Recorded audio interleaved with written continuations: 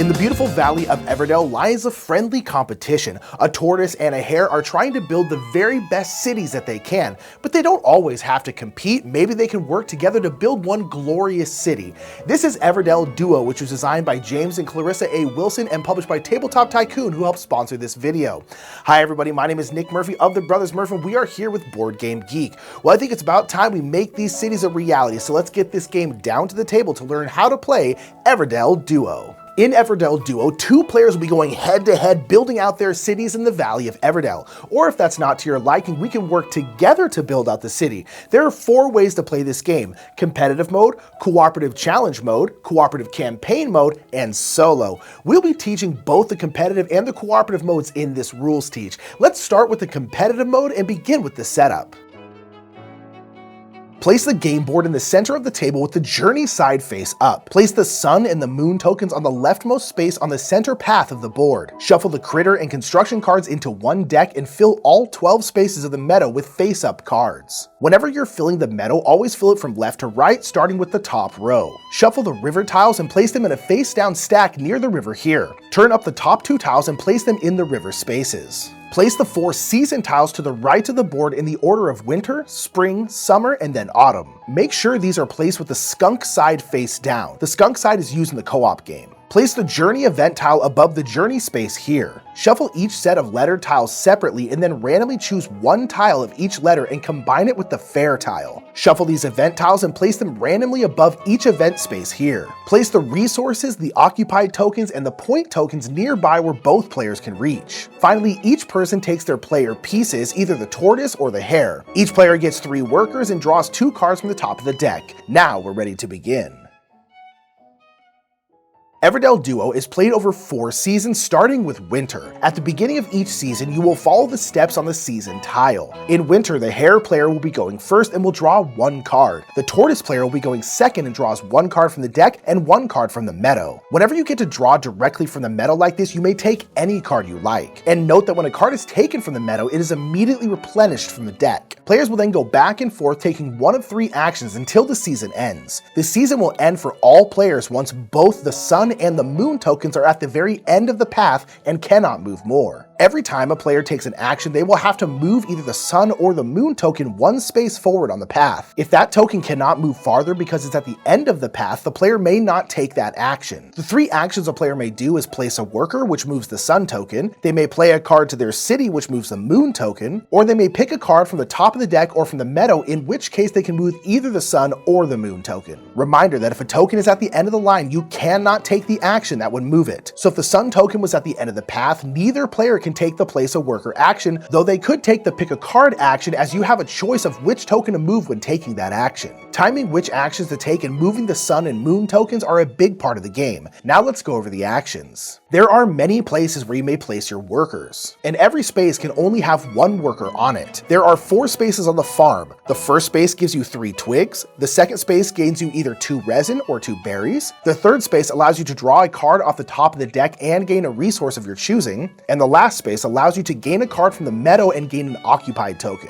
We'll talk about the occupied tokens in a bit. There are 2 worker placement spaces in the river, though note that these will change at the beginning of every season. Most of these work in the same way, giving you resources and allowing you to draw cards, though this space allows you to play a card at a discount of 2 resources. This one allows you to activate any occupied space, this space allows you to discard a card to take 2 different farm actions, and these 2 allow you to activate 2 different green production cards either in your own city or in the meadow. You may also play a worker onto a red destination card and activate it. This card can be in your city or in your opponent's, though if you activate an opponent's card, they will gain 1 point token. The last space you may place a worker is at the top of the board to claim one of the event tiles. Note that the journey event tile will be rewarded at the end of the game, and you cannot go to this space during the game. The normal event tiles will state what you need to have to claim them. Many will require you to have certain cards into your city, like 4 green production cards or 5 critter cards. Others require you to have more of something than your opponent, like prosperous business, that requires you to have more constructions in your city and more resin resources in any mix. The number in parentheses is the minimum amount that you must have to claim this reward, so you must have a minimum of 5 combined constructions and resin.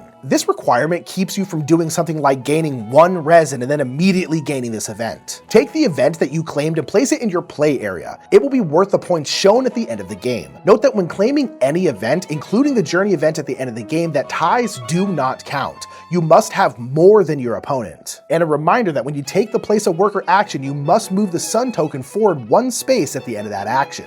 The next action you can take is playing a card into your city, and whenever you take this action, you will move the moon token forward 1 space. Note that there is no limit to the amount of cards that can be in your city. When you play a card into your city, you may play a card from your hand, or you may play a card directly from the meadow, as long as that card is next to one of the tokens. For instance, if the sun and moon tokens were here, you may play these cards. The cost to play a card is in the top left shown here. Critters will take berries, and constructions will be a mix of twigs, resin, and pebbles. Though note that some cards require another card to be discarded from your hand to be played. Here it shows if it's either a construction or a critter. The banner and the symbol here show you what kind of card it is, and at the bottom is the card's effect. If you have an occupied token in your supply, you may have the chance to play a critter for free. If you have a construction already in play, you may place an occupied token on the construction to play a critter with the same color banner into your city for free. So I could place an occupied token on this gazette to play the shopkeeper into my city for free. Note that you may only use 1 occupied token per card color. There are 5 kind of cards in the game. Green production cards will activate immediately when you play them, and then again at the beginning of spring and autumn. Tan traveler cards activate once you play them and never again.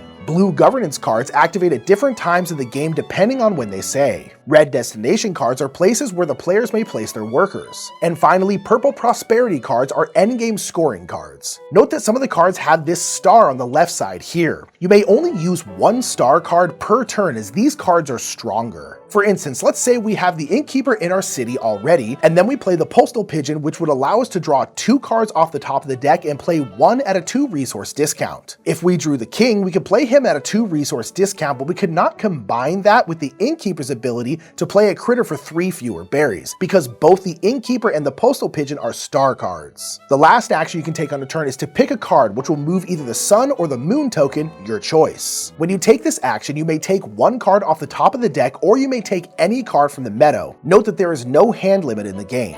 Once both the sun and the moon token have reached the end of the path, the season will end. Players must then prepare for next season. They will retrieve all of their workers, move the sun and moon tokens back to the beginning of the path, remove the season tile they were just in, and resolve the new season tile. When going into a new season, discard the 2 river tiles and replace them with new ones. The tortoise player will be going first in spring, and they may reactivate all of their green production cards. And then the hare player may activate their green cards and draw a card from the deck. Players will then play the season in the same way as they did in winter. When going into summer, the hare player will go first and draw a card from the meadow. The tortoise player will draw a card from the meadow and then gain a resource of their choosing. And finally, when going into autumn, the tortoise player will go first and activate all of their green cards, and the hare player will activate all of their green cards and gain a resource of their choosing. When the sun and moon tokens reach the end of the path at the end of autumn, the game will end and we will move into endgame scoring. At the end of autumn, players will now score. Players will count up the points on their cards. Purple prosperity points will score now as well. For instance, the theater gives you 2 points for every occupied token you have. Now score the event tiles you claimed. The journey tile will also score at the end of the game and will give 5 points to the player who has the most cards between their city and in their hand combined. And remember that ties don't count, so if players are tied, neither one gets the 5 points. Lastly, add all your point tokens together to your overall score, and the player with the most points will win. If there's a tie, the ties are broken in this order. The player with the most events achieved will break the tie. If players are still tied, it will go to the player with the most leftover resources, then the most cards in their city, and finally the most cards in their hand. So those are the rules for the competitive game, but as we talked about earlier, you can also play this game cooperatively. The majority of the rules in the cooperative game are the same as in the competitive game, but there are some differences, so let's go through them. In the cooperative game, you'll be working together building one city, and you'll be having to deal with the ruthless skunk reporter, Miss Lily Thorne. She's going to have her skunks all around the board getting in your way and reporting on what you do. When you play cooperative, you can either play a challenge game or play the campaign. You can start at the beginning of the campaign, or you can just choose a scenario out of the campaign and play that one. Let's start with the campaign mode on normal difficulty. Set up the game in the normal way with these changes. Use the other side of the main board, the one with the numbers on it like this. You will now have to place out the skunk workers, and each chapter of the campaign will tell you where they go. They will be in the events, the meadow, and the locations. For instance, the first scenario has none in the event spaces, 2 in the meadow, and 1 in the locations. For each skunk, roll the die to determine where they go. So for our 2 skunks in the meadow, we will roll a die for each, so the first one could go to 5 and the second one could go to 2. If you roll a number where a skunk already is, the skunk will go to the next numbered space, looping around back to 1 if necessary. Be careful to make sure to follow the numbers. For instance, there is never a skunk in the journey event space, as that tile is not used in the cooperative game. And make sure to skip over the space on the path where these 2 cuties are shaking hands, as that space doesn't have a number. Once you've placed all of the skunks, you will place out the season tiles in the same way, but make sure to use the side with the skunk icon in the top right. At the bottom of the scenario, it will tell you what sharing tile to use, or in this case, no sharing tile is used. Place the appropriate sharing tile on the table in reach of both players. Shuffle up the good news cards and draw out 3. Choose together which one to keep and the others are returned to the box. Take 1 pocket watch token as well. Some scenarios will have extra setup rules and they will tell you here. Place the sun and moon tokens in the leftmost skunkless space. Other than that, the setup is the same. Each chapter will have 1 or more goals shown on the right. In this case, players need to have claimed a total of 4 events and have a combined score of 85 if on normal and 95 if on hard. As stated, most of the rules are the same as a competitive game. At the start of the season, you will follow the season tile. Note that you will ignore this red box, as this is only used in the challenge mode, not the campaign mode. When resolving the tile, the players get to collectively decide who gets to do what. So in the case of winter, players decide who gets to draw off the top of the deck and who gets to draw from the meadow, or one player could do both. When it comes to reactivating green cards, players decide together who gets to activate which card in their joint city. During the game, players have a joint city, but you each individually have your own supply of resources and hand of cards. When you take an action, you will move the sun and moon tokens forward normally, but they will skip over a space with a skunk, which means players will have less turns than normal. Once the tokens cannot move anymore due to being at the end of the path or because the end of the path has a skunk, the season will end. If your team has a pocket watch token, you may use it once per game to move one of the tokens back on the path 1 space. Once per game, you may also use your good news card you chose at the beginning of the game. This is discarded after using it, though if you don't use it, you will get to keep it through to the next game of your campaign. Depending on the scenario, you may have a sharing tile. If it's on its green side during your turn, you may place a resource, an occupied token, or a card on this space, and your teammate will gain it at the beginning of their next turn. If it's on its red side, you may only share when either the sun or the moon token is on this handshake space. And if there's no share tile, you cannot share in this chapter. You may not place a worker in a space with a skunk. When you place a worker or play cards to the city, you alone will gain the benefit from that action, not both of you. You may also not claim events where there are skunks, though cards like the juggler may allow you to overcome that hindrance. If you want to claim an event that has a more than your opponent requirement, you will need the minimum shown in the parentheses +1 for every skunk at events, in this case 2. At the start of each season, you will move the skunks. They will stay in their area, so skunks in the meadow will stay in the meadow, but you will roll a die for each one and place them in the rolled space following the same rules as during the setup of the game.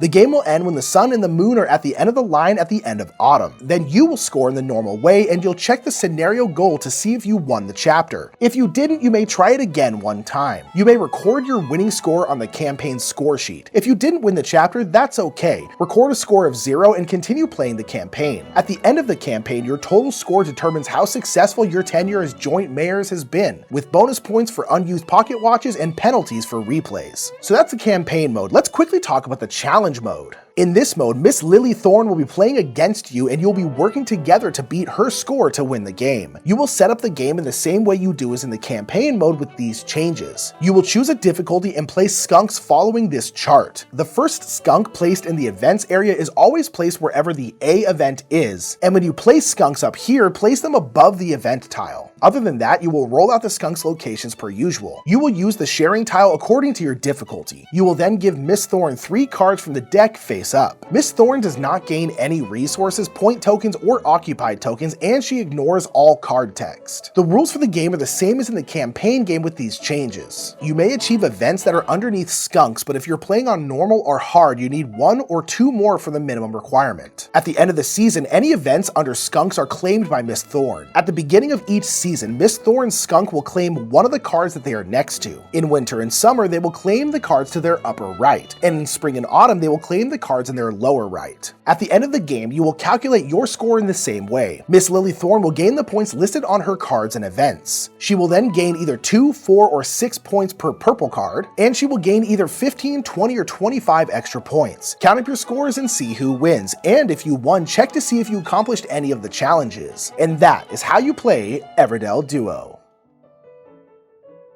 In Everdell Duo, you are managing time, gaining resources, and trying to build the best city that you can. But in this version of the game, you can work together in a challenge or a campaign, or you can compete to see who can build their city the best. And if Everdell Duo seems like a game you'd enjoy, make sure to check it out and learn more. And until next time, I've been Nick Murphy, and that is how to play Everdell Duo. Have a great day.